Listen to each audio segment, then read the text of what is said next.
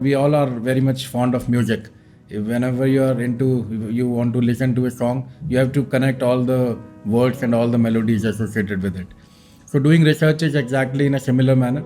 You want to get hold to any good particular area, you have to understand each and every dimension associated with it, starting with the objective that you're trying to go ahead with, then moving down to the various other dimensions of connecting every single paragraph that you're writing with respect to the entire set of articulation that you intend to do.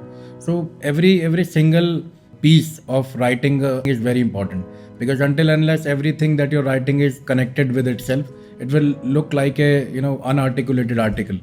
So for me, yes, the initial first step of doing or getting into research is understand your research objective.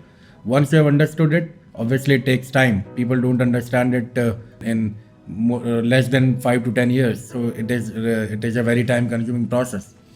So once you have understood your research objective, thereby you have to connect, thereby you have to start dwelling into what all has been done in the past.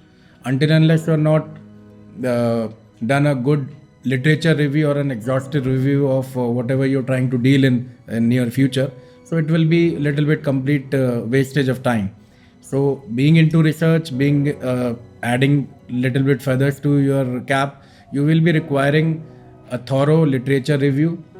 Once you are done with the good literature review, thereby proper articulation of the document, referencing and all, they all come down the line.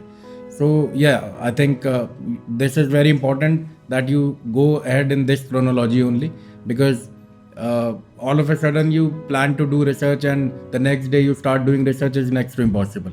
So this articulation and this pedagogy, this chronology is very, very important.